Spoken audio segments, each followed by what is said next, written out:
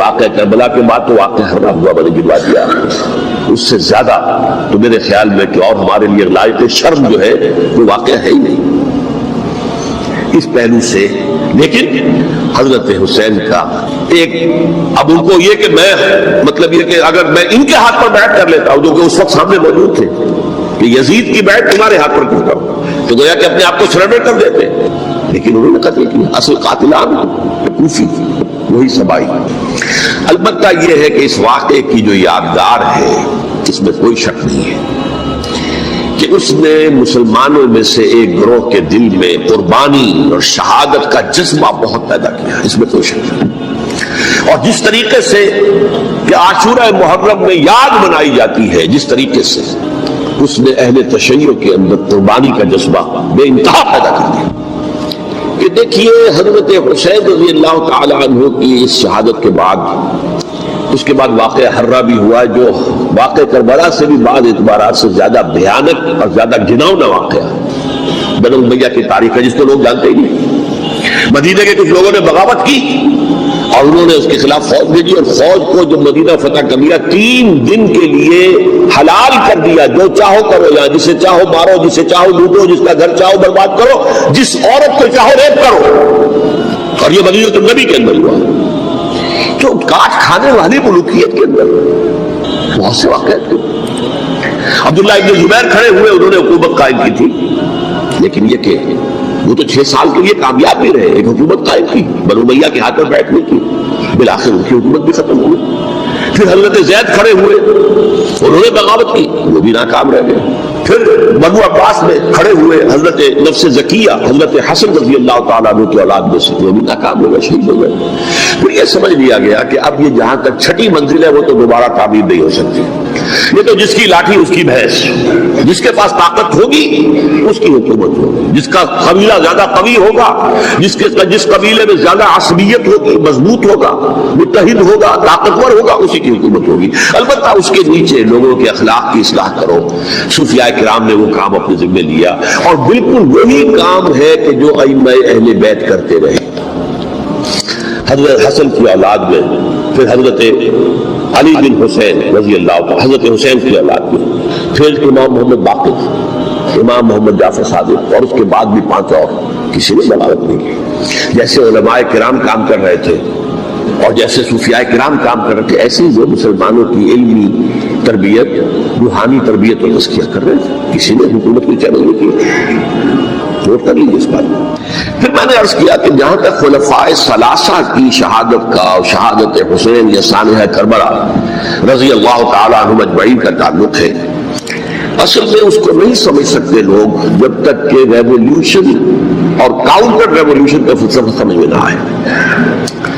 جب کسی ملک میں کسی خطہ ارضی میں کوئی انقلابی تحریک چل رہی ہوتی ہے، ظاہر بات ہے ابتدا میں تو انقلابی لوگ چند ہوتے ہیں، کمزور ہوتے ہیں، ضعیف ہوتے ہیں، ان سے کوئی خطرہ محسوس نہیں ہوتا، لیکن کشاکش کے دوران ایک وقت آ جاتا ہے کہ پھر جو مخالف انقلاب ہیں وہ یہ سمجھ بیٹھتے ہیں، سمجھ جاتے ہیں کہ اب ہماری پیش نہیں جا رہی، اب ہمارا بس نہیں چلے گا، لہذا سر جھکا دو۔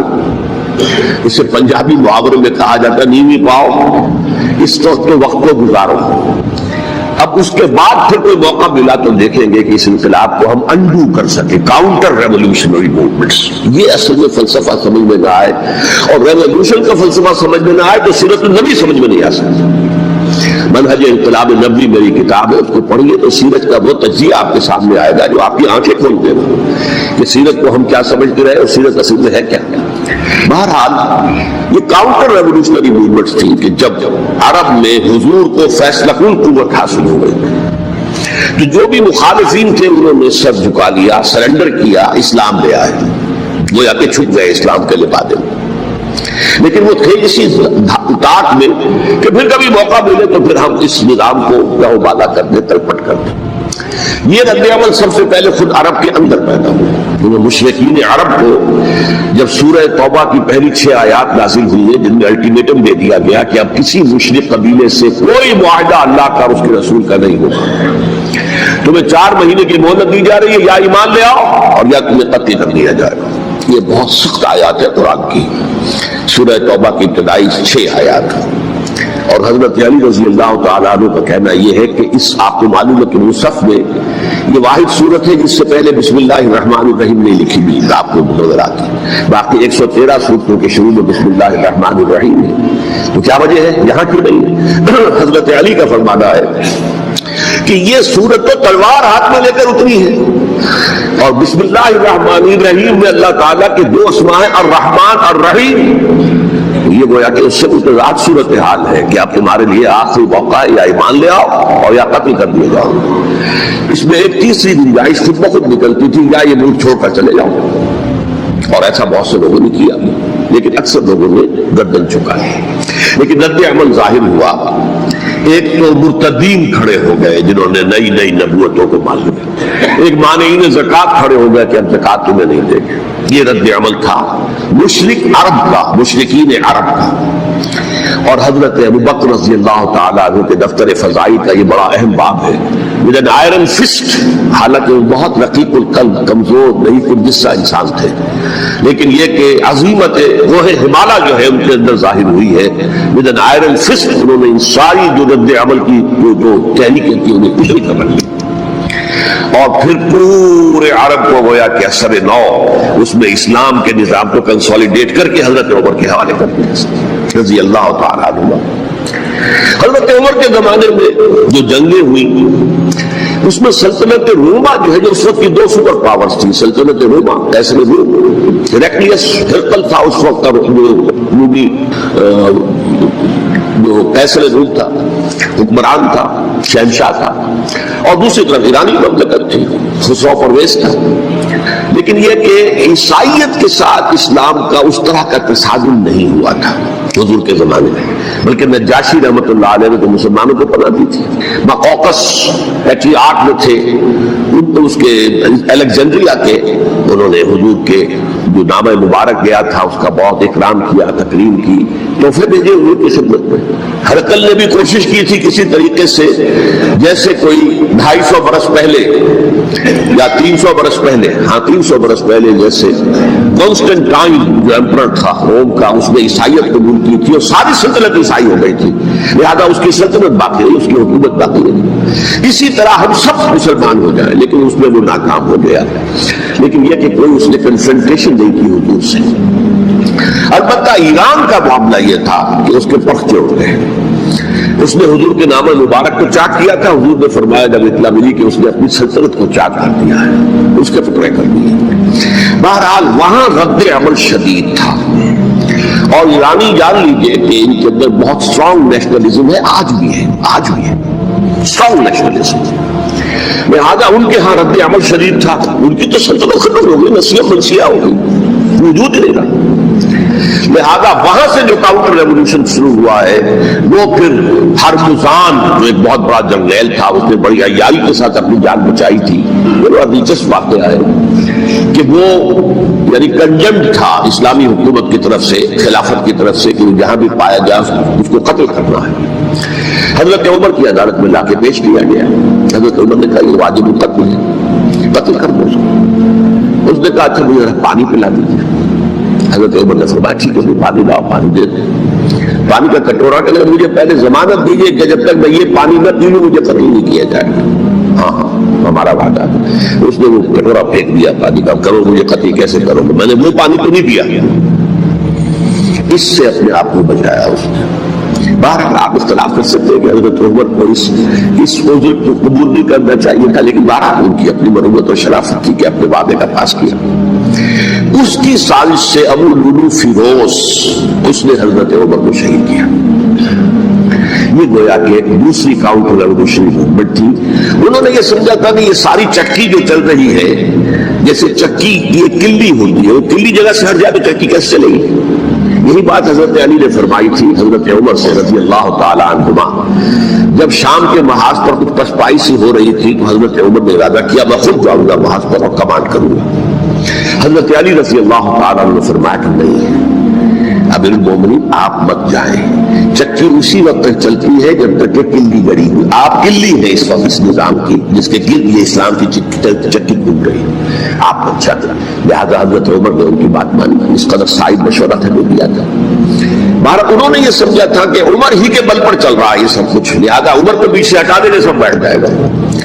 لیکن ظاہر بات ہے کہ محمد رسول اللہ کی بنائی ہوئی عمارت صلی اللہ علیہ وسلم اتنی کمزور نہیں تھی۔ اس کے بعد حضرت عمر کے انتقال کے بعد حضرت عثمان کا انتخاب ہوا، اور حضرت عثمان کے بھی 10 سال پہلے جو ہے وہ بالکل حضرت عمر کی جو دور خلافت ہے اس کے بالکل مشابہ ہے، مماثل۔ ہمارے ذہنوں میں یہ تصور بٹھا دیا گیا ہے کہ سارے 12 سال شاید فتنہ ہی فتنہ رہا، فساد ہی فساد رہا، دنگا رہا، لڑائی رہی۔ نہیں، 10 سال پورا امن، اور جس طریقے سے فتوحات کا سیلاب حضرت عمر کے زمانے میں جا رہا تھا اسی طریقے سے حضرت عثمان کے 10 سالوں کے دوران گیا۔ آخری 2 سالوں میں ایک فتنہ اٹھا ہے، یہ فتنہ کیا ہے اس کو سمجھ لیجیے۔ مذاہب کی جو 3 سے کنفرنٹیشن ہوئی تھی، ایک تو یہ کہ مملکتوں میں سے مملکت ہرقل، برکت روم، مملکت ایران، رومی سلطنت کی 2 ٹانگیں مسلمانوں نے توڑ دی، شمالی افریقہ سے نکال دیا، مغربی ایشیا سے نکال دیا، لیکن یورپ میں وہ قائم تھا، اس کی سلطنت تھی، لیکن ایرانی سلطنت کا بالکل کیا پانچا ہو گیا، ختم۔ اسی طریقے سے 3 مذاہب سے کنفرنٹیشن ہوئی، مشرکین عرب سے، اس کا میں بیان کر چکا ہوں، ان کا پہلا وار حضرت ابوبکر کے عہد خلافت میں ہو گیا۔ دوسرے جو عیسائیوں کا معاملہ تھا ان سے بھی کوئی تصادم نہیں ہوا حضور کے حیات طیبہ کے دوران، لیکن جو یہودیت بطور مذہب، اس کو ظاہر بات ہے کہ اسلام نے اس کو ختم کیا تھا، کم سے کم جزیرہ نماء عرب سے۔ مدینے میں 3 قبیلے تھے جو اپنی غداری کی وجہ سے اور اپنی صلح کو توڑنے کے جرم کی پاداش میں 2 نکالے گئے، اور تیسرا جو ہے اس کے تمام جو جوان افراد تھے انہیں قتل کیا گیا۔ پھر خیبر پر حملہ کیا گیا اور خیبر کو جو ہے فتح کیا گیا، وہ یہودیوں کا بہت بڑا گڑھ تھا، اور جو مدینے سے نکالے گئے تھے وہ بھی وہیں جا کر مقیم ہو گئے تھے۔ تو اس اعتبار سے، اور پھر یہودی اپنے آپ کو سمجھتے تھے اللہ کی طرف سے دنیا میں جو نمائندہ جو ہے امت وہ ہم ہے، اب انہیں معزول کر کے امت محمد کو وہاں پر کھڑا کر دیا گیا صلی اللہ علیہ وسلم۔ لہذا وہ بہت زیادہ جو سمجھیے ایگریوڈ، سب سے زیادہ جن کو غضب پہنچا ہے حضور کے دست مبارک سے، وہ یہودی تھے۔ لہذا ان کا جو رد عمل آیا ہے وہ ہے جس کے نتیجے میں حضرت عثمان شہید ہوئے، حضرت علی شہید ہوئے، حضرت حسین شہید۔ اب اس چیز کو اچھی طرح سمجھیے، یہ جو رد عمل ہے یہ ایک شخص کے ذریعے سے آیا، اور اسی لیے بعض لوگ یہ سمجھتے ہیں کہ یہ خاکہ کی کہانی ہے، کیا ایک آدمی اتنا بڑا کام کر سکتا ہے؟ عبداللہ ابن سبا ایک یہودی جو اسلام کا لبادہ اوڑھ کر حضرت عثمان کے عہد خلافت میں مدینے میں آ گیا، ٹھیک ہے، اس کے بارے میں تو میں بعد میں عرض کروں گا، لیکن ایک شخص کیا کچھ کر سکتا ہے اس کی مثال بس آپ دے دوں آپ کو۔ پہلے حضرت مسیح علیہ السلام کے پورے دین کو ایک شخص نے ختم کر دیا، سینٹ پال جسے دنیا جانتی ہے جس کے نام سے، توحید کو تسلیس میں بدل دیا۔ حضرت عیسیٰ علیہ السلام تو توحید کی تلقین کر کے گئے تھے، توحید ختم، تسلیس حاصل، جس میں پہلے باپ ماں اور بیٹا تھے، اس کے بعد باپ بیٹا اور روح القدس ہو گئے، تسلیس کی۔ نمبر 2، شریعت موسوی کو ساقط کر دیا، لہذا اب پالیزم جو ہے، کرسچینٹی نہیں رہی، وہ حضرت عیسیٰ کو کہہ کر گئے تھے کہ شریعت موسوی تم پر لاگو رہے گی، نافذ رہے گی، ساقط کر دیا۔ نمبر 3، اس نے عیسائیت کے دائرہ تبلیغ کو وسیع کر دیا، جنٹائلز یا گوئمز کے اندر بھی، غیر یہودیوں میں، حالانکہ حضرت مسیح کہہ کر گئے تھے کہ تمہیں صرف یہودیوں سے خطاب کرنا ہے، اور میں صرف اسرائیل کے گھرانے کی کھوئی ہوئی بھیڑوں کی تلاش میں آیا۔ اب آپ دیکھیے حضرت مسیح کے فوراً بعد اور حضرت مسیح کی زندگی کے دوران جب تک کہ وہ موجود تھے، وہ بدترین دشمن تھا حضرت مسیح علیہ السلام کا۔ بعد میں لبادہ اوڑھا، اور یہ کہ مجھے مکاشفہ ہوا ہے، مکاشفے میں مسیح سے میری ملاقات ہوئی ہے، میں ان پر ایمان لے آیا ہوں، اور پھر اس نے اپنے زہد اور دینداری کا جو بھی فراڈ تھا اس کے نتیجے میں اپنی حیثیت بنا لی، دین مسیحی کو بالکل ختم کر دیا۔ آج کہاں ہے وہ دین مسیحی؟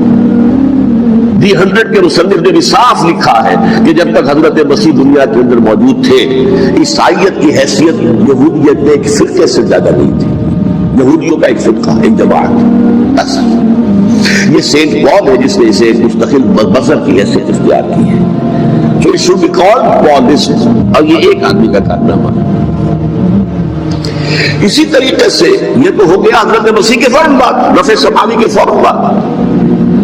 1500 برس کے بعد ایک تحریک چلی ہے یورپ کے اندر، اصلاح مذہب، اور اس کی پشت پر بھی یہودی ذہن تھا. یہودی ذہن نے عیسائیت کو دو حصوں میں تقسیم کر دیا، کیتھولک اور پروٹیسٹنٹس، اور پروٹیسٹنٹس کو اپنا اعلی کار بنایا. یہ ایک علیحدہ مضمون ہے، اس میں میں تفصیل سے نہیں جانا چاہتا. میری کتاب بھی موجود ہے اس موضوع پر، سابقہ اور موجودہ مسلمان امتوں کا ماضی، حال و مستقبل، اس میں نے تفصیل بیان کی. یہ جو تقسیم ہوا ہے تو وہ پہلی بات ایک یہودی، جیسے کہ علامہ اقبال نے، مارکس بھی تو ایک یہودی تھا نا.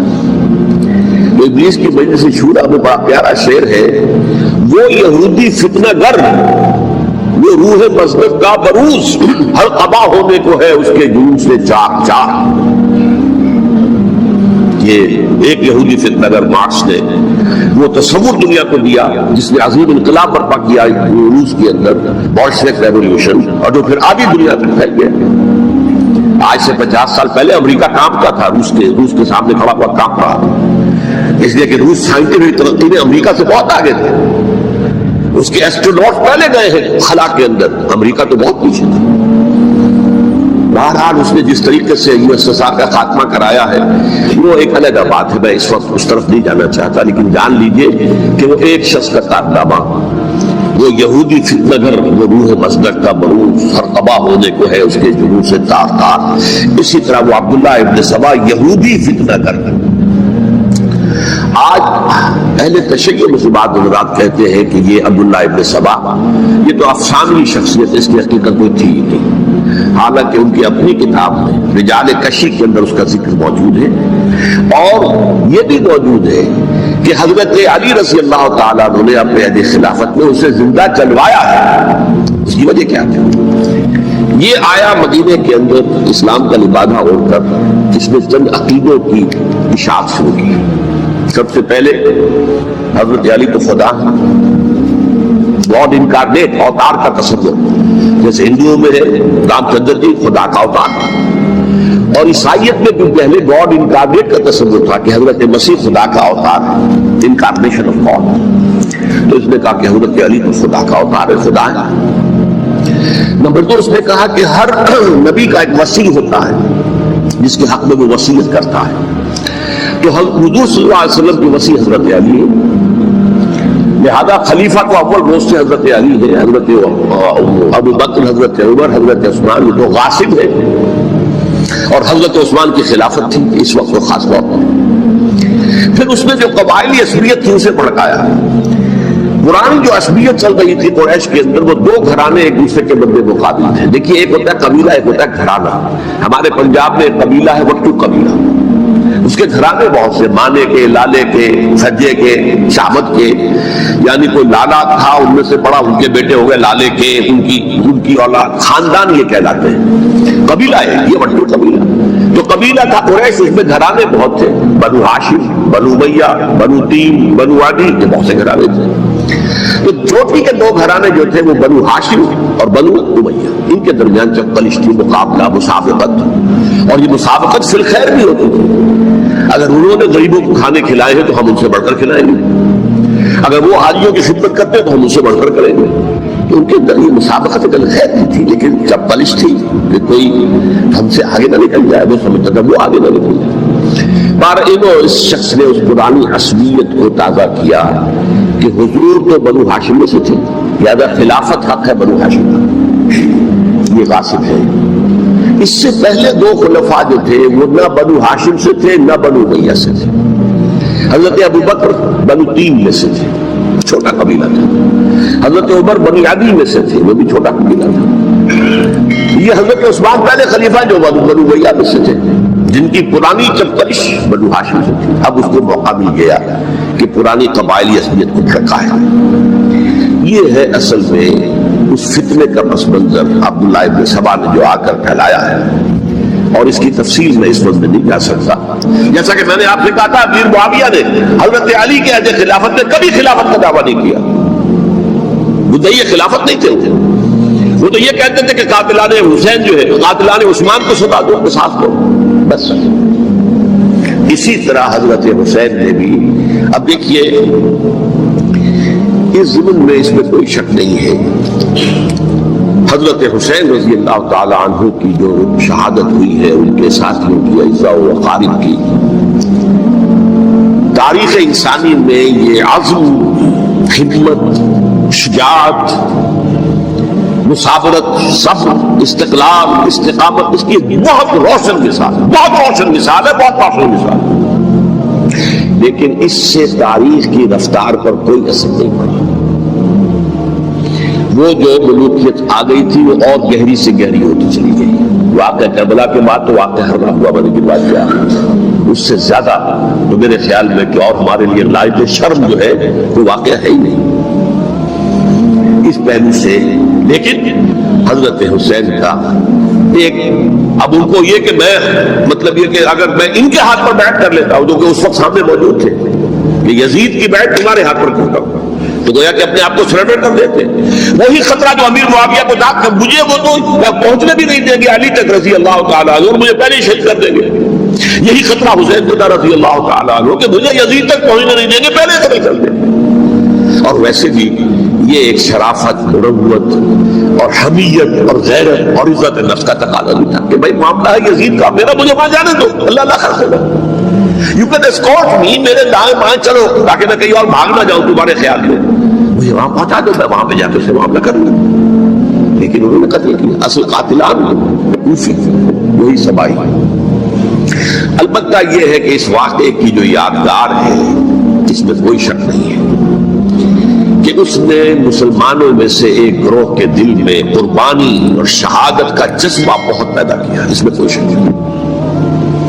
اور جس طریقے سے کہ عاشورہ محرم میں یاد منائی جاتی ہے، جس طریقے سے اس نے اہل تشیع کے اندر قربانی کا جذبہ بے انتہا پیدا کر دیا، اگرچہ وہ جذبہ بروئے کار نہیں آتا، اس لیے کہ ان کے ہاں یہ عقیدہ ہے، یہ طے ہے کہ جب تک حضرت مہدی ظاہر نہیں ہوں گے ہم کسی کے خلاف بغاوت نہیں کریں گے۔ یہ پوری تاریخ میں ان کا معاملہ رہا، تمام جو ہے ائمہ اہل بیت کا معاملہ رہا، جب تک مہدی نہیں آتے keep sitting and keep waiting, wait and see, that's all. یہ تو خمینی صاحب نے کیا ہے، آیت اللہ خمینی صاحب نے، کہ انہوں نے یہ ایران کے شیعوں کو باور کرایا کہ بھائی جب آئیں گے حضرت مہدی آ جائیں گے، لیکن ہم اب ہاتھ پر ہاتھ رکھے پر بیٹھے رہیں، باطل کو چیلنج بھی نہ کریں، ہمیں کچھ تو کرنا چاہیے، تو ہاتھ پاؤں ہلانے چاہیے، اور کچھ نہیں تو مہدی کا راستہ جو ہے صاف کرنا چاہیے، تمہید کرنی چاہیے، ان کے راستہ ہموار کیا جائے۔ تو یہ ان کی بڑی عظمت ہے آیت اللہ خمینی صاحب کی کہ اہل تشیع ایران کے جو ہے ان سے انہوں نے یہ بات منوا دی کہ ہم بالکل انرٹ نہیں بیٹھے رہیں گے، بلکہ اپنے نائب امام قرار دے کر اور ولایت فقیہ کے فلسفے کے حوالے سے، یہ دو چیزیں ان کی جو ہے بنیادی فلسفے کی ہیں، وہ اس وقت میرا موضوع نہیں ہے، انہوں نے عوام کو ایسا کھڑا کیا ہے کہ 20,000 سے لے کر 30,000 کے درمیان انسانوں نے جانے دی، عورتوں کے جلوس نکلے، شیرخوار بچہ گود میں ہے عورت کے اور گولی کھا رہی ہے اور مر رہی ہے، گر رہی ہے۔ اب سوچیے زندگی کتنی عزیز ہوتی ہے، اور شیرخوار بچے کے لیے ماں کی جو زندگی ہے، اس ماں کو اپنی زندگی کتنی عزیز تر ہوگی کہ اپنے لیے نہیں تو اس بچے کے لیے مجھے جینا ہے، لیکن نہیں، گولیاں کھائیے گریے۔ یہ جذبہ انہی میں ہے۔ واقعہ یہ ہے کہ اہل سنت کے اندر یہ جذبہ نہ ہونے کے برابر ہے، یہ میں واضح الفاظ میں کہہ رہا ہوں۔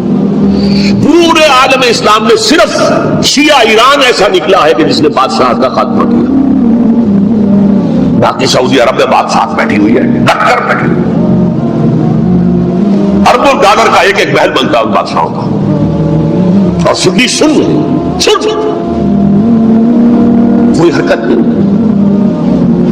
وہ تو اب جو حرکت ہو رہی ہے وہ اینٹی امریکن حرکت ہے جو ہو رہی ہے، در حقیقت وہ مسئلہ بالکل دوسرا ہے جو اس وقت ہو رہا ہے، لیکن یہ کہ عالم اسلام میں کوئی تحریک ایسے نہیں اٹھی، یہ اہل تشیع میں ہے، جو بالکل استثنائی بات ہے کہ انہوں نے جو ہے ایسا بادشاہ جس کو کہا جاتا تھا کہ اس کا جو اسلحہ خانہ ہے وہ ایشیا میں سب سے بڑا اسلحہ خانہ ہے، جو 2500 سالہ پرانی جو ایک عظمت تھی ایران کی، اس کو دوبارہ تازہ اور زندہ کرنا چاہتا تھا، 2500 سالہ برسی اس نے منائی تھی، اس کے لیے ایک شہر آباد کیا تھا کہ خسرو یا سائرس یا ذوالقرنین قرآن مجید کی اصطلاح میں اس کی یادگار بنائی تھی، اور وہ سوچ رہا تھا کہ وہی عظمت دوبارہ ایران کی ہوگی جو کہ خسرو کے زمانے میں تھی، جس کا قرآن مجید میں سورہ کہف کے اندر ذکر ہے، مشرقی فتوحات، مغربی فتوحات، شمالی فتوحات، وہ بادشاہ ہے اس کو بھاگنا پڑا قربانی کی وجہ سے۔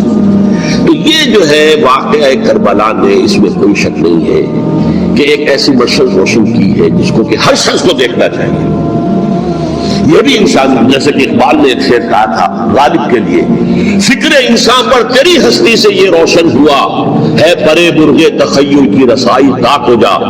تو فکر انسان پر حضرت حسین کی قربانی سے یہ واضح ہوا ہے کہ انسان کس حد تک جا سکتا ہے قربانی دینے کے لیے اپنے کسی مقصد کے لیے۔ مقصد ان کا جو تھا، میں نے اسی لیے آیت پڑھی تھی، معاذ اللہ ثم معاذ اللہ۔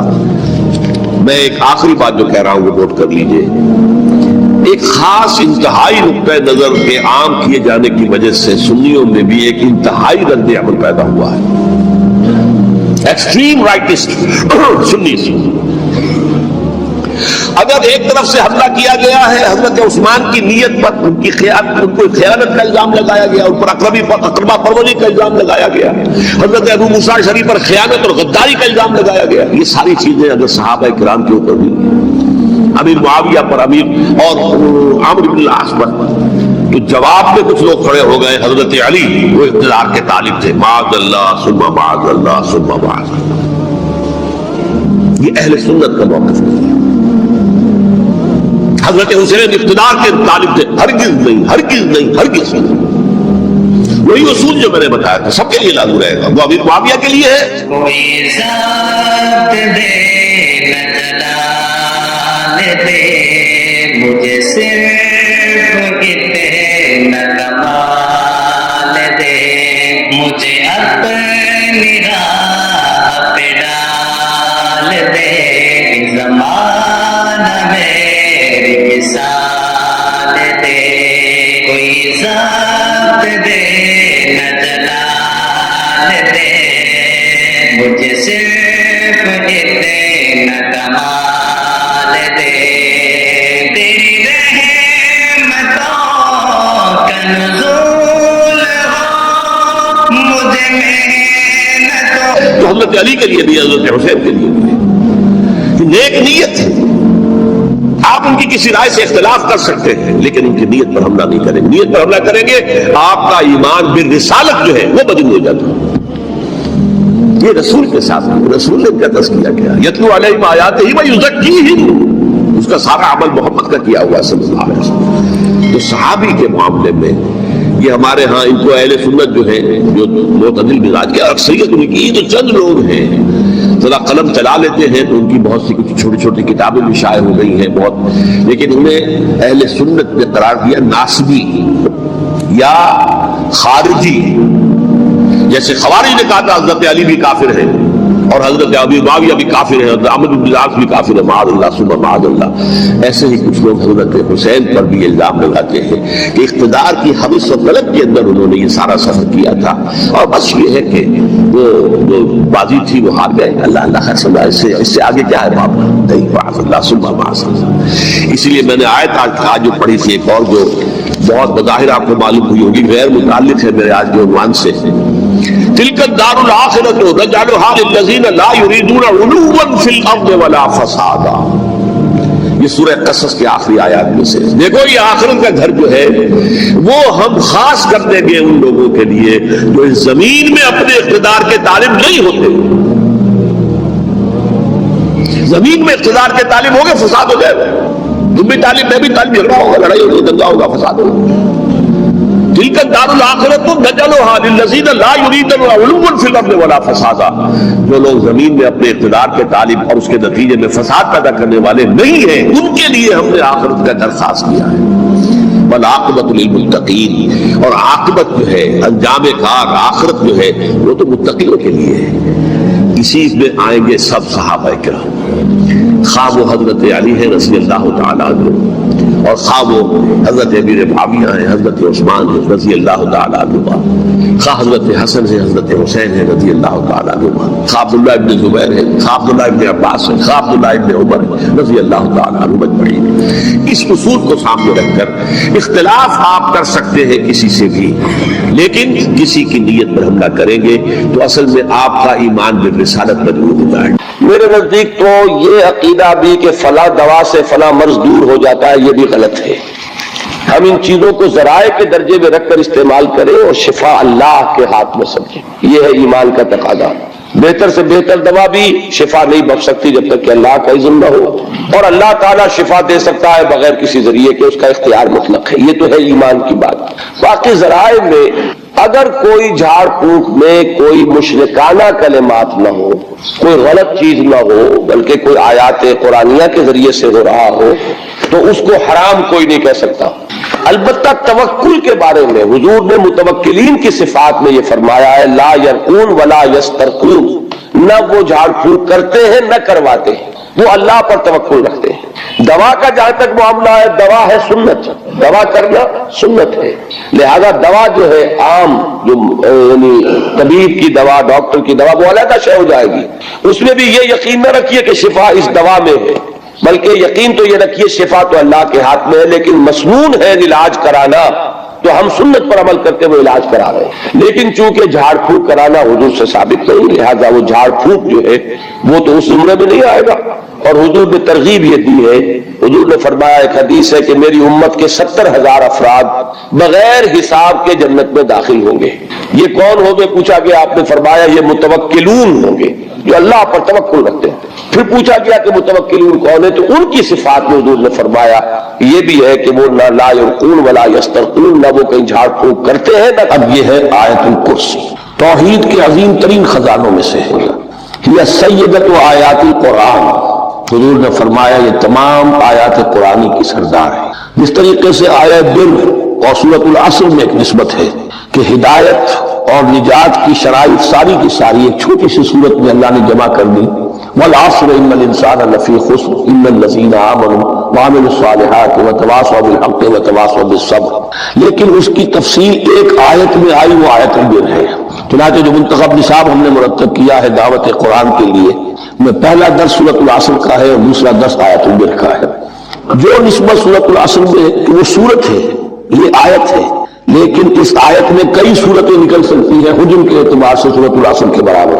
یہی نسبت ہے سورہ اخلاص میں، 4 آیتیں، توحید کا عظیم ترین خزانہ، اور یہ آیت الکرسی، یہ آیت ہے سورہ اخلاص، اس میں 4 بن جائیں گی حجم کے اعتبار سے، لیکن اسے حضور نے سورہ سے قرآن قرار دیا ہے۔ توحید کے موضوع پر جامع ترین سورۃ الاخلاص، لیکن توحید اور خاص طور پر توحید فی الصفات کے موضوع پر عظیم ترین آیت یہ آیت الکرسی۔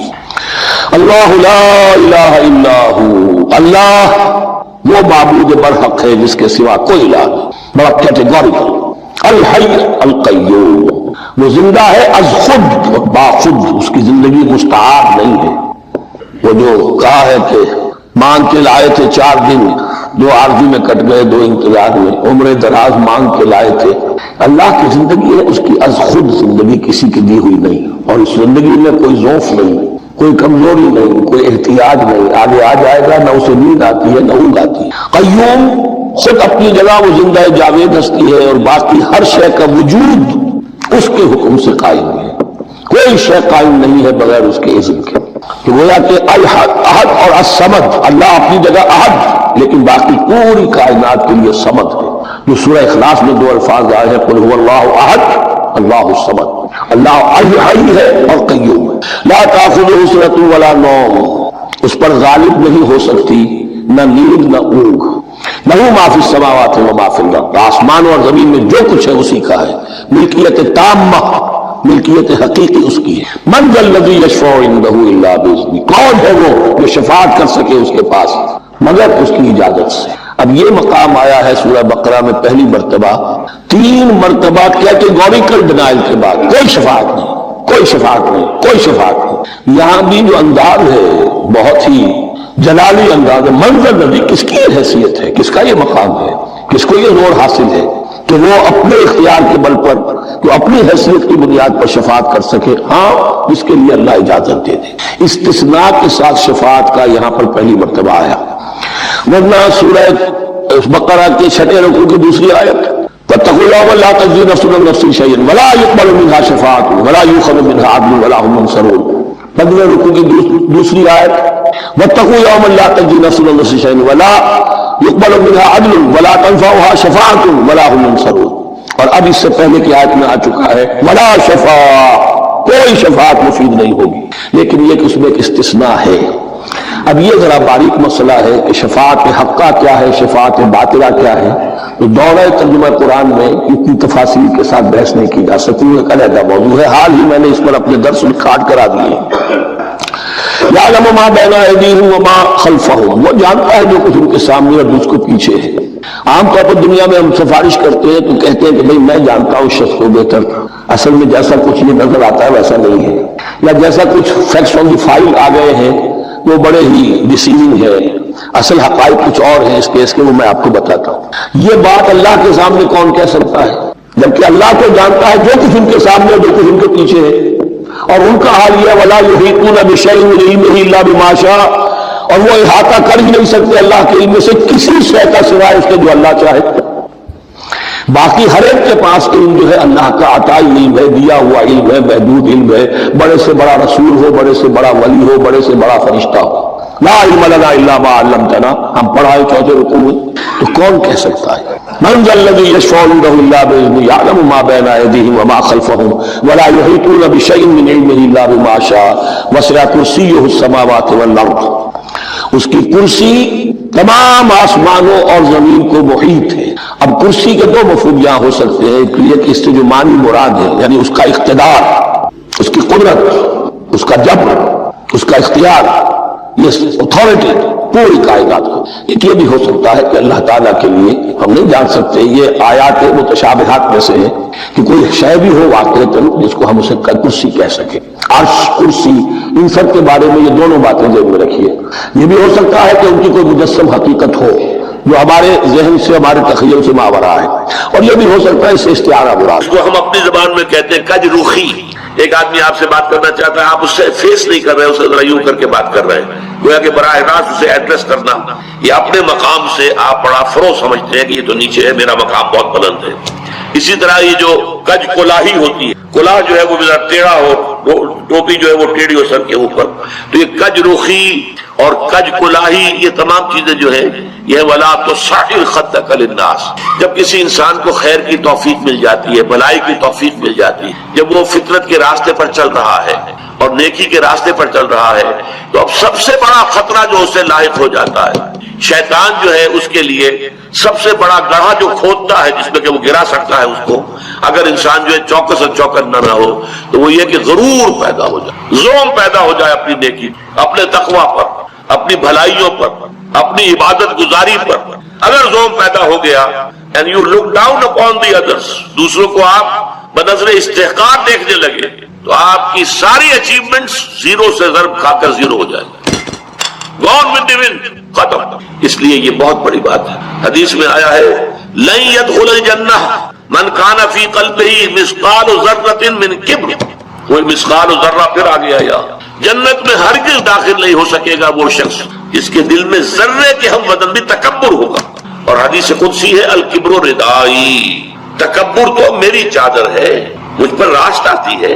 المتکبر اللہ کے ناموں میں سے هو اللہ الذی لا الہ الا هو الملک القدوس السلام المومن المہیمن العزیز الجبار المتکبر، وہ المتکبر ہے، المتعال ہے، بہت بلند ہونے والا اور بہت تکبر کرنے والا، لیکن بندے کے لیے نہیں۔ بندے کے دل میں اگر تکبر آ گیا تو اس کی ساری نیکی، سارا تقوی ظاہر ہو جائے گا۔ ولا تصعر خدک للناس، تواضع ہونی چاہیے۔ شیخ سعدی نے بڑی خوبصورت اس کے لیے مثال دی ہے، درخت ہے، آم کا درخت ہے، امرود کا درخت ہے، انار کا ہے، سنترے کا ہے، جب اس پر پھل آتا ہے تو شاخیں جھک جاتی ہیں۔ اسی طرح انسان کو اگر اللہ تعالیٰ خیر عطا کر، اچھے ثمرات اس کی سیرت میں، اس کے کردار میں، اس کی شخصیت میں، علم کے اعتبار سے، کردار کے اعتبار سے بھلائیاں آ جائیں، پھل آ گیا ہے، تو اب اس کو جھک جانا چاہیے، تواضع ہونا چاہیے. اس کے بجائے اگر تکبر ہو گیا، گردن اکڑ گئی، تو معلوم ہوا کہ بس سارا اپنا کیا دھرا جو ہے وہ ضائع ہو جائے گا. وَلَا تُصَعِّرْ خَدَّكَ لِلنَّاسِ وَلَا تَمْشِ فِي الْأَرْضِ مَرَحًا، اور زمین میں اتراتے ہوئے نہ چلو، اکڑ کر چلنا، اترا کر چلنا. مرح جو ہے وہ فرح سے آگے ہے. فرح کہتے ہیں خوشی سے آپے میں نہ سمانا. وہ تو خوشی سے آپے سے باہر ہو گیا، یا وہ نہیں سما رہا تھا، کوئی اور لفظ میرے ذہن میں نہیں آ رہا اس وقت. تو یہ جو اس فرح سے آگے مرح ہے، اس میں یہ ہے کہ انسان اترا کر اپنی بڑائی، اپنی خوبی کا اظہار بھی کرتا ہے. وَلَا تَمْشِ فِي الْأَرْضِ مَرَحًا. اب آپ دیکھیں گے کہ یہ مضامین جو ہے قرآن مجید میں ان کی اہمیت کا اندازہ اس سے ہوگا. سورہ بنی اسرائیل کے 4 رکوع میں بھی آئے ہیں وَلَا تَمْشِ فِي الْأَرْضِ مَرَحًا، زمین میں اکڑ کر مت چلو، یہ وہاں بھی آیا ہے. اسی طریقے سے اور دوسرے مقامات پر سورہ الفرقان کے آخری رکوع میں بھی آیا ہے وَعِبَادُ الرَّحْمَنِ الَّذِينَ يَمْشُونَ عَلَى الْأَرْضِ هَوْنًا. اللہ کے نیک بندے تو وہ ہیں جو زمین پر چلتے ہیں تو آہستگی کے ساتھ چلتے ہیں. وہ زور سے قدم مار کر نہیں چلتے، گردن اکھاڑ کر نہیں چلتے، گردن اکڑا کر نہیں چلتے. اور گردن بھی اکڑی ہوئی ہو اور سر کے اوپر ایک جو ہے شافہ، اس کا ترا بھی جو ہے وہ بڑا اونچا کر لیا گیا، اس سے کیا ہوتا ہے؟ إِنَّكَ لَن تَخْرِقَ الْأَرْضَ وَلَن تَبْلُغَ الْجِبَالَ طُولًا. تم کتنے ہی زور سے پاؤں مار کر چلو گے، ہماری زمین کو پھاڑ نہیں سکتے. اور کتنی ہی گردن اکڑا لو اور کتنا ہی ترا چڑھا لو، پہاڑوں کی بلندی تک تو نہیں پہنچ سکتے. تو یہ در حقیقت مضمون بہت اہم ہے، متعدد مقامات پر آیا ہے. اور سورۃ الفرقان کا جو آخری رکوع ہے وہ تو ہمارے منتخب نصاب میں ہے، اور وہ تفصیل سے ہم پڑھیں گے. تو وَلَا تُصَعِّرْ خَدَّكَ لِلنَّاسِ وَلَا تَمْشِ فِي الْأَرْضِ مَرَحًا إِنَّ اللَّهَ لَا يُحِبُّ كُلَّ مُخْتَالٍ فَخُورٍ. یقیناً اللہ تعالیٰ کو بالکل پسند نہیں ہے جو اکڑ کر چلنے والے ہیں اور شیخی خورے ہیں. مختال کا لفظ بڑا پیارا ہے، یہ خیل سے بنا ہے. خیل جو ہے اعلیٰ نسل کا گھوڑا، بہت اونچی جس کی پیڈگری ہو. اگر آپ اس کی چال دیکھیں گے، اس کی چال میں ایک تمکنت ہوتی ہے. جب انسان اپنی چال پہ یہی تمکنت اختیار کرتا ہے تو یہ اختیال ہے. گویا کہ خیل کا سا انداز اختیار کرنا اپنے چلنے میں، خیل سے باب افتعال بنا اختیال. انسانوں کی عظیم اکثریت کیسی کیسی مشکلات کے ساتھ دوچار. عظیم اکثریت وہ ہے کہ جو کمر توڑ دینے والی مشقت کرنے کے باوجود 2 وقت پیٹ بھر کر کھانا نہیں کھاتا، جن کے بچوں کو علاج کی سہولت میسر ہے. مشقت، محنت، تکلیف، نہ صرف محنت و مشقت. محنت و مشقت کے اعتبار سے تو ہم یہ کہہ سکتے ہیں کہ انسان بھی لدو اونٹ کے مانند ہے یا گولو کے بیل کے مانند ہے، لیکن حیوان اور انسان میں اس اعتبار سے بڑا فرق ہے. انسان میں احساسات، رنج، غم، صدمہ. کسی جانور کا بچہ جب جوان ہو گیا اس کے بعد وہ جانے اس کی زندگی علیحدہ ہے، والدین کی علیحدہ ہے. والدین بھی پتہ نہیں کہ ان کا جوڑا ہے کہ نہیں مستقل. لیکن یہاں کیا ہوتا ہے؟ یہاں جس اولاد کو پالا پوسا، جنہیں اپنے جگر کے ٹکڑا سمجھ کر اور اپنا پیٹ کاٹ کر جن کو پالا ہے، اگر وہی بیٹا جوان ہو کر سینہ تان کر بات کرتا ہے، یا جیسا کہ آپ سنتے ہیں باپ پر ہاتھ اٹھا لیا ہے، ماں کو مار دیا ہے، قتل کر دیا، جو صدمہ اس وقت انسان کو ہوتا ہے کیا کسی حیوان کو ہوتا ہے؟ یہ صدمات، یہ رنج و غم قرآن مجید میں ایک پوری سورہ مبارکہ ہے اسی پر. اس کا مرکزی مضمون یہی ہے، لا اقسم بهذا البلد وانت حل بهذا البلد ووالد وما ولد لقد خلقنا الانسان في كبد. میں جو ابتدائی قسمیں ہیں ان کو اس وقت تشریح نہیں کروں گا، اس لیے کہ وہ ہمارا اس وقت کا موضوع نہیں ہے. جس پر قسمیں کھائی اللہ نے 3، لا اقسم بهذا البلد وانت حل بهذا البلد ووالد وما ولد. 3 قسمیں کھا کر بات کیا کہی؟ ہم نے انسان کو محنت اور مشقت ہی میں پیدا کی. محنت اور مشقت ہر انسان کا مقدر ہے. عام طور پر سمجھا یہ جاتا ہے کہ غریب لوگوں کے لیے یہ معاملہ ہے، نہیں. اصل میں محنت اور مشقت کی شکلیں مختلف ہیں. کوئی شخص دفتر میں بیٹھا ہوا مشقت کر رہا ہے، کسی کی ذہنی مشقت زیادہ ہے، کسی کی جسمانی مشقت زیادہ ہے. یہ جسمانی مشقت والا جو ہے تھک ہار کر رات کو سوتا ہے تو صبح کی خبر لائے گا، وہ پوری طرح ٹانگیں پھیلا کر سوتا ہے. اور یہ جو ذہنی مشقت کرنے والے ہیں، لمبی لمبی کاروں میں چلنے والے اور بڑے بڑے محلوں میں رہنے والے، ایئر کنڈیشنڈ آفیسز اور بنگلوں میں رہنے والے، ان کی راتوں کی نیند حرام ہو جاتی ہے. ان کو جو مسائل درپیش ہوتے ہیں، انہیں جو صدمے ہوتے ہیں، انہیں جو فرسٹریشنز ہوتی ہیں، یہ نقصان ہو گیا ہے، یہ معاملہ ہو گیا ہے، فلاں نے یہ کر دیا ہے، فلاں پرابلم پیدا ہو گیا ہے، یہ ساری چیزیں جو ہے یہ اس غریب مزدور کے لیے نہیں ہوتی. آپ کو معلوم ہے ہپنوٹکس کی ضرورت جو ہے انہیں عمرہ کو ہوتی، سیڈیٹیوز کی ضرورت انہیں کو ہوتی، ٹرانکولائزرز انہیں کو چاہیے، انہیں نرم گدیلوں کے اوپر نیند نہیں. تو مشقت اور محنت ہر ایک کے لیے. صدمہ، غالب نے بہت خوب کہا تھا، قید حیات اور بند غم اصل میں دونوں ایک ہے. موت سے پہلے آدمی غم سے نجات پائے کیوں؟ یہ انسان کا مقدر ہے، یہ تو ہو کر رہنے والی شے ہے۔ غم تو رہے گا، صدمہ رہے گا۔ آپ کو شاید یاد آیا ہو، ایک بڑی عظیم ہستی گزری ہے انسانی تاریخ میں، گوتم بدھ، کپل وستو کا شہزادہ، at the prime of his youth, 30 برس کی عمر، اس نے مشاہدہ کیا لوگوں کو، لوگ دکھوں میں ہیں، لوگوں کے لیے مصیبتیں ہیں، لوگوں کے لیے تکلیفیں ہیں۔ ایک اندھا آدمی دیکھا اس نے چلتا ہوا جو ٹھوکر کھا کے گرا اس کے نگاہوں کے سامنے، اس نے سوچا یہ کیا ہو رہا ہے، کیوں یہ اندھا کیوں ہے؟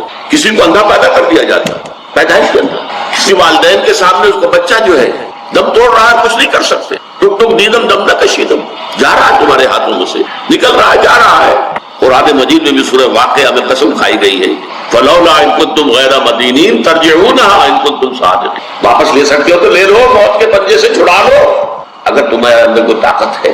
نہیں، جا رہا ہے، رو رہا ہے۔ یہی وجہ ہے کہ پھر وہ اس فکر میں یہ دکھ کیوں ہے انسان کا مقدر، اس کا سبب تلاش کرنے کے لیے پھر اس سے نکلنے کا راستہ کیا، اس سے نجات کیسے ہو، نروان کیسے ملے گا۔ پھر آپ کو معلوم ہے 30 برس کی عمر میں جوانی کا دور، جوان بیوی کو رات کو سوتے ہوئے چھوڑ کر گیا ہے، شیر خاک بچہ چھوڑ کر گیا، محل چھوڑ کر جا کر خاک چھانی ہے، کہاں کہاں پھرا ہے، کن کن رشیوں منیوں کی خدمتیں کی ہیں، کہاں کہاں گیا ہے، کتنا وقت لگایا ہے، کن کن جنگلات جو ہے اس کے خاک چھانی ہے اس نے۔ بہرحال اسے کیا ملا کیا نہیں ملا یہ میں اس سے بحث نہیں کرتا، اس لیے کہ ظاہر بات ہے کہ وہ حضرت مسیح علیہ السلام سے بھی قبل کی شخصیت ہے، اور اکثر لوگوں کی تعلیمات بگڑ گئی۔ حضرت مسیح علیہ السلام کی تعلیمات اگر قرآن مجید ہمیں نہ بتائے تو ہمیں کیسے معلوم ہو کہ ان کی اصل تعلیم کیا ہے؟ عیسائی جس مسیح کو ماننے والے ہیں اس مسیح کو تو ہم نہیں مانتے، اللہ کا بیٹا تو ہم نہیں مانتے، لیکن اگر قرآن مجید واضح نہ کرتا تو ہمیں کیسے معلوم ہوگا؟ اسی طرح گوتم بدھ کے بارے میں جو کچھ کہتے ہیں ان کے ماننے والے، اس کی طرف نہ جائیے، وہ کیا تھا حقیقت میں ہم نہیں جان سکتے، لیکن یہ ضرور ہے کہ اس کے فلسفے کا جو مین تھیم ہے سروم دکھم، all is pain, all is suffering, all is agony، سروم دکھم، درد ہی درد ہے، رنج ہی رنج ہے، غم ہی غم ہے، قید حیات و بند غم اصل میں دونوں ایک ہیں، موت سے پہلے آدمی غم سے نجات پائے گا۔ لیکن اس اعتبار سے اگر آپ غور کریں گے تو چلیے انسان حیوانات کے صف میں آ گیا بس، لیکن نہیں، انسان کی ہیومن ٹریجڈی کا نقطۂ عروج بالکل ایک اور ہے۔ مرنے کے بعد پھر اٹھایا جائے گا، پھر جواب طلبی ہوگی، کیا کرتے رہے زندگی بھر؟ تم نے حقیقت کو پہچاننے کی کوشش کی، تم نے حق پر چلنے کی کوشش کی، یا تم نے ظلم کیے، زیادتیاں کی، ناانصافیاں کی؟ آؤ حساب دو۔ حیوان سے یہ محاسبہ نہیں ہے، نباتات اور حیوانات اس سے بڑی انسان ہے۔ اس پر بھی ایک سورت ہے قرآن مجید کی، سورۃ الانشقاق، یا ایھا الانسان انک کادح الی ربک قدحا فملاقیہ، اے انسان تیرا معاملہ یہ ہے تو مشقت پر مشقت جھیل کر، تکلیفیں پر تکلیفیں برداشت کر کے پھر ایک دن اپنے پروردگار کے حضور میں حاضر ہوگا جواب دہی کے لیے۔ ثم لتحسبن بما تعملون، حضور کی ایک خطبے میں جو الفاظ آتے ہیں، واللہ لتموتن کما تنامون، خدا کی قسم تم سب مرو گے جیسے کہ ہر روز شام کو سو جاتے ہو، رات کو سو جاتے ہو، یہ نیند بھی موت کی بہن ہے۔ ثم لتبعثن کما تستيقظون، لیکن پھر جیسے روزانہ صبح بیدار ہوتے ہو ایسے ہی ایک صبح قیامت آئے گی کہ سب اٹھا لیے جاؤ۔ ثم لتحسبن بما تعملون، پھر تمہارا محاسبہ ہوگا، that grand accountability، وہ مسئولیت عظیم، پوری زندگی کا حساب، چھوٹی سی چھوٹی باتیں۔ ومن يعمل مثقال ذرة خيرا يره ومن يعمل مثقال ذرة شرا يره، ذرے کے ہم وزن نیکی ہوگی وہ بھی سامنے پاؤ گے، اور ذرے کے ہم وزن بدی ہوگی وہ بھی سامنے پاؤ گے۔ انسان چیخ اٹھے گا، ما لهذا الكتاب، یہ اعمال نامہ کیسا ہے، لا يغادر صغيرة ولا كبيرة الا احصاها، اس نے تو نہ چھوٹی چیزیں چھوڑی ہیں نہ بڑی چیزیں چھوڑی ہیں، تمام کا احاطہ کر لیا ہے۔ وہ محاسبہ ہوگا، اور اس کے بعد جزا و سزا کے فیصلے ہوں گے، بہت مبارک ہوں گے، خوش قسمت ہوں گے وہ لوگ جو جنت کی طرف بھیج دیے جائیں۔ تواضع جو انسان میں پیدا ہوتی ہے وہ اس سے، اس کا عمل ہی میں آپ کو دوسرا بتا رہا ہوں، انسان اپنے عیبوں پر نگاہ رکھے، اپنی بھلائیوں پر نہ زیادہ نگاہ جمائے، اپنی کوتاہیوں۔ کون شخص ان کا کامل ہے؟ کامل کوئی نہیں، کسی نہ کسی پہلو سے کوئی خامی کوئی کمی کہیں نہ کہیں تو ہے، اس پر نگاہ جمائے گا تو اس سے یہ ہے کہ تکبر پیدا ہو، تواضع پیدا ہو، انسان کے اندر علم پیدا ہو، اور تکبر کا ازالہ اس سے ہوتا ہے۔ انسان اس کائنات کی وسعتوں کا، اس کی پہنائیوں کا ذرا تصور کرے،